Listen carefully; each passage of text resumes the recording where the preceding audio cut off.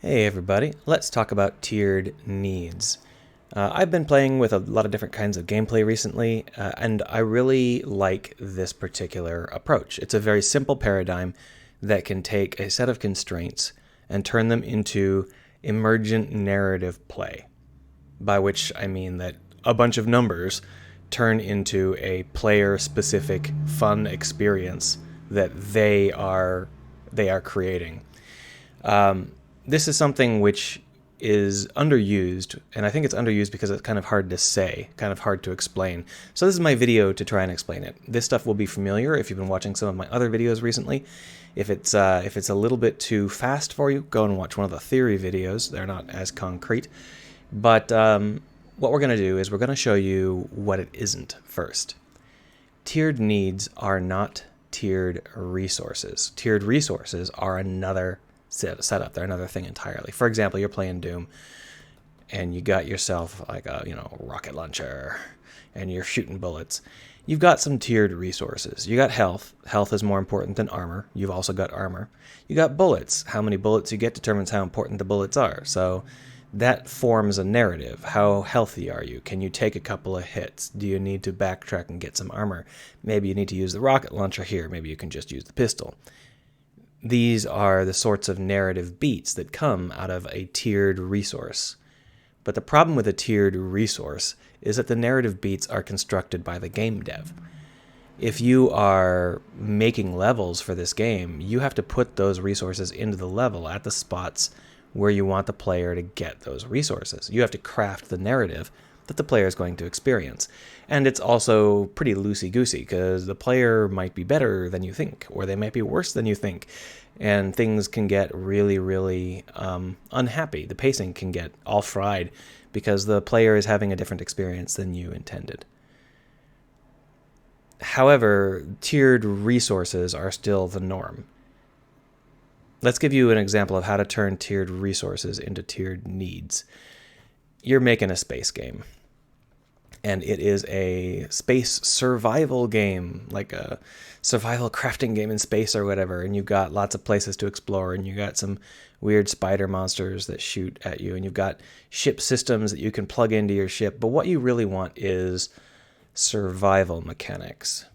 Now, the way that everybody does this is they create tiered resources. You got breath, and it runs out fast. You got water, and it runs out kind of fast. And you got food, and it runs out pretty slow. And you have to sleep. These are obviously tiered resources, but the problem is that there's no level. So you can't arrange them in a way that creates fun narratives. The best you can do is arrange them so that you always have the exact same narrative of getting tired after you get sleepy, or after you get thirsty. This is not a very good situation. And if you've ever played these kinds of games, you know pretty quick that the middle to end game, these sorts of things just stop mattering and they just become annoyances. Like if I'm playing Subnautica, and I have my submarine and I'm going around Subnautica's mid or late game and I'm like, haha, let's do submarine explorations. Subnautica does have food and health and air, but they're all dealt with by a little bin of plants 5 feet behind me. And it's just literally everything in the game boils down to every 5 minutes, go eat a melon. That's not compelling. It might be funny, but it's not compelling. It's not a narrative that I enjoy. And because of that, it can't be said to be good. It's not good. And this is not to call Subnautica out for this, because this is how literally every survival game does it. Play Minecraft. Congrats, now that you have a stable source of food, the food thing is just an annoyance. Now, sometimes there's an attempt to fix this, like, oh, well, now you can play road trips for boy bands, and you've got yourself a chef, and the chef can cook your food up in different ways to give you different bonuses. And so that makes it not boring, right? Well, I think that's going the wrong direction. I think that what we need to do instead is turn these constraints, turn these resources into needs. The difference between a resource and a need is kind of hard to explain because I haven't thought of a good way to explain it yet. But essentially, a need is something that can be maintained in a lot of different ways over long periods of time. It's something where you don't have to just fill a bar. It's something where it slowly eats at you. So let me give you an example of turning our space adventure into a need-driven survival game instead of a resource-driven survival game. First off, I don't think that the beats of air and water and food are very narratively compelling. There aren't really very many stories that I care about that revolve around whether you have food. So I wouldn't use those, because if I'm going to create something that creates a narrative, I want that narrative to be interesting. And that the idea of starving to death slowly in a ship is kind of interesting in some ways, but it's really not something that has fun beats. It's just kind of a never-ending, really, really dull grind of the exact same stuff forever, and that's not what we want. So let's get rid of the idea of the biological constraints, and let's instead use some more social needs.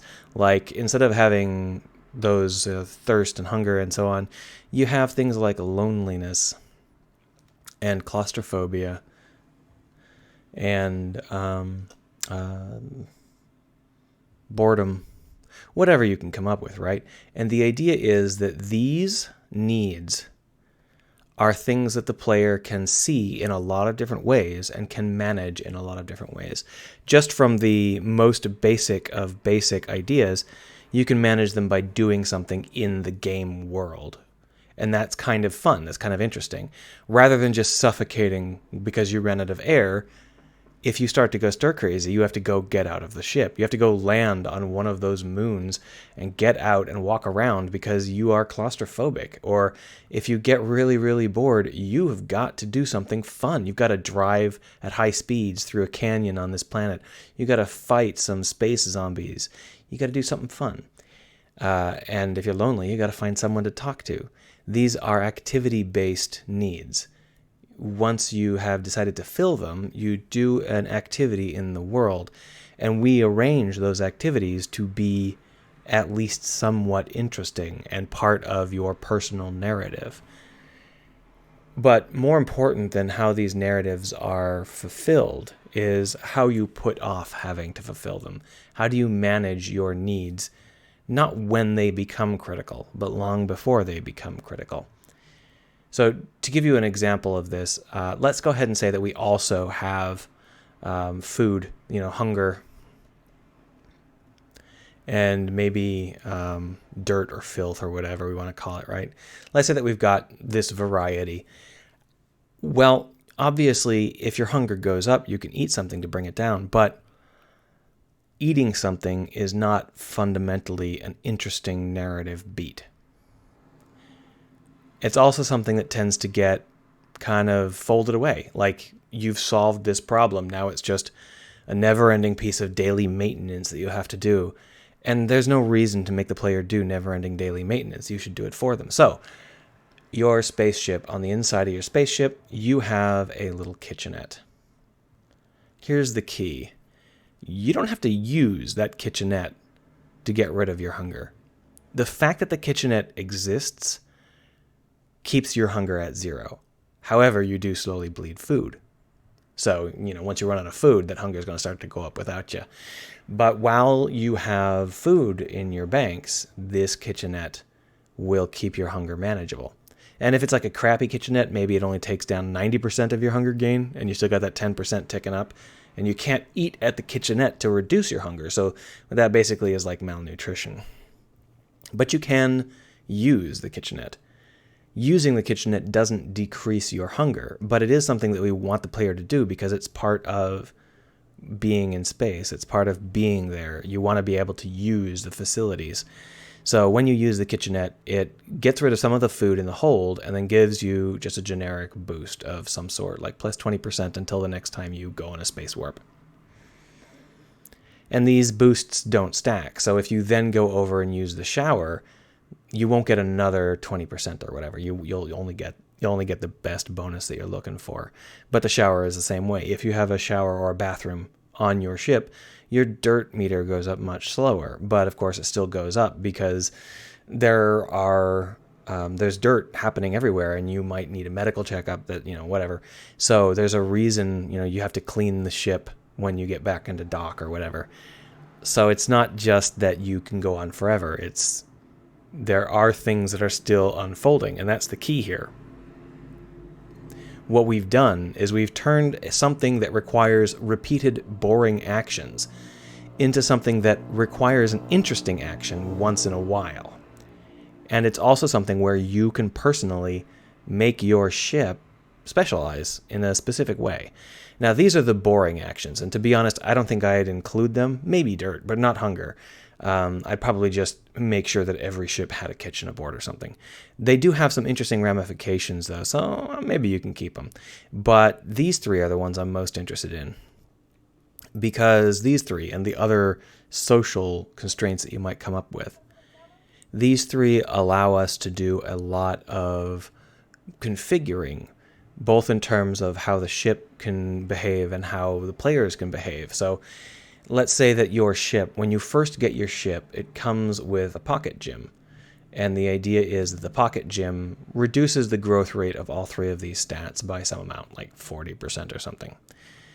And that might be fine for most players, but if you are someone who plans to go on a long journey alone out into deep space, this is your big concern. Loneliness is your big concern, because you've already got the ability to land on planets and get out, and you can fly around through steep ravines to alleviate your boredom, but you can't find someone else to talk to in the middle of nowhere. So you tear out this gym and you replace it with a media stand, which just plays news and comedy shows 24/7. And you put pinups on your wall and pictures of your family. And those all reduce the rate at which your loneliness goes up. And you live with the fact that your claustrophobia and your boredom skyrocket all the time, because that's the sacrifice you've decided to make. And your story becomes the story of someone who goes out on a lonely journey, lands on dozens of moons, flies across dozens of ravines, and then returns home when the loneliness becomes too much. That's a fun narrative. Now, if you're playing a multiplayer game, you don't have to worry about loneliness because your buddy is sitting right next to you most of the time. So maybe you instead replace the gym with a game station, and then you put up like special 3D holograms of giant fields and stuff like that. And maybe those actually make you more lonely, but they take care of your claustrophobia. And now that becomes a road trip, because it's a bunch of folks running around together, talking to each other about nothing important, and not getting too claustrophobic or bored. That's great. And we can push this however we want. Like, oh, are you used to putting weapons on all of your ships? Well, what if you put a giant space antenna on your ship? Because you don't want to get bored. So you've installed a media center or a game station. But as you play those games or watch those shows, you run out of new things to watch. You run out of media cache. So what you've done is you've installed this giant space antenna that can talk to ships and space stations that are 100 light years away, and you can buy new shows and new games from them, or trade YouTube clips or whatever it is you want to do. And that replaces the gun. The gun is no longer a part of your ship. You've got something that's more important to put there. And similarly, if you're hungry and dirty, you can replace these things with other things. Like now it's a greenhouse full of greenery, and you get food, and that's great, right? Or maybe you replace this with a cleaner robot that runs around and cleans and beeps at you. These are creating an experience that is unique to each player and unfolds in the narrative that the player chooses. The player chooses what sort of adventure they're going to have by choosing which of these needs to focus on and how to manipulate them in a way that makes sense for their adventure. It also means that every time you visit someone else's ship, you're going to see different layouts. Even if they're in the same space, it's going to be like, oh, well, this person hung different things on the walls.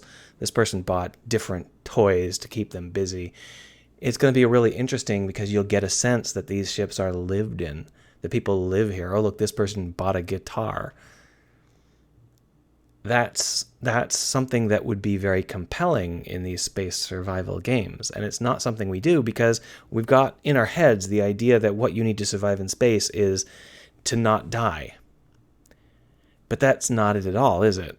Not dying is not a very fun story. It's living that's the fun story. I'll give you another example how we can do the exact same thing with a different sort of setup. Let's say it's the same game. You're still doing your space adventure stuff, but now we're talking about the cargo hauling. How can we make cargo hauling fun and interesting?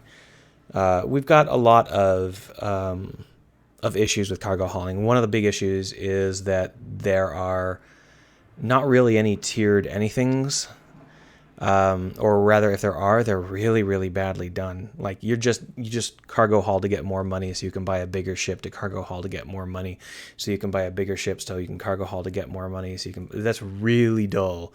It's like bad. Don't do that. But what if we replace the idea of a faction rank with something a little bit more interesting?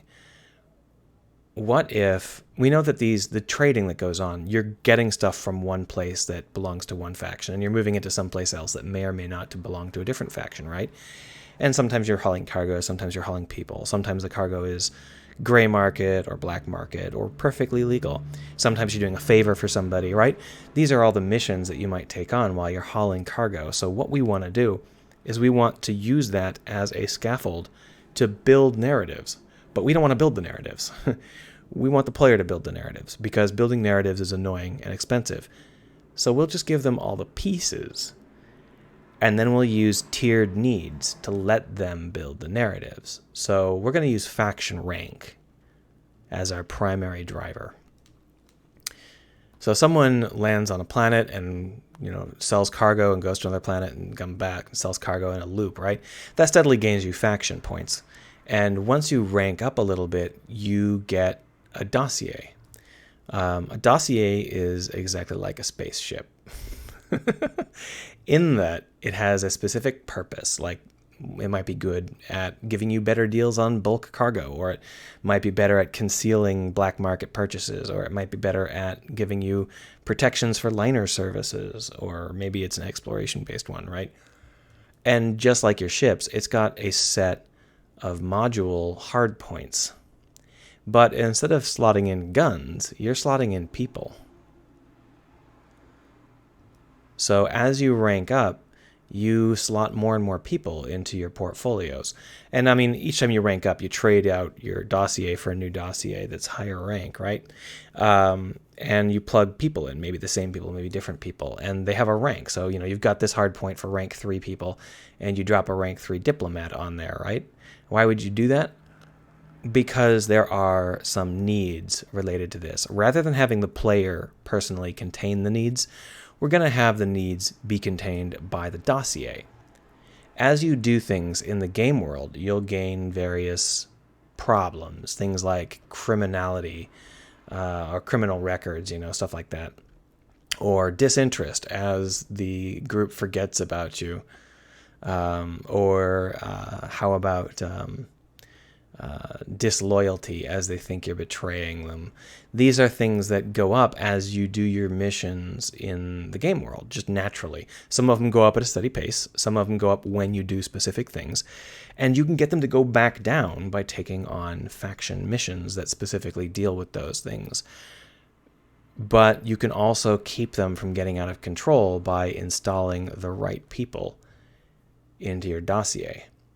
So if you plan to do criminal missions and you install a fence to get better value for your gold, but you also install a lawyer to lower the rate at which you gain criminal points.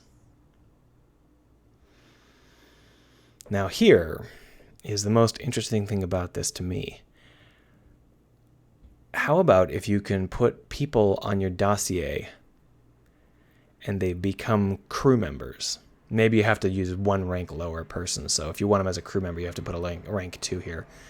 So rather than hiring just random crew members, your crew members are responsible for whatever they're responsible aboard your ship, but they also have a role within your dossier.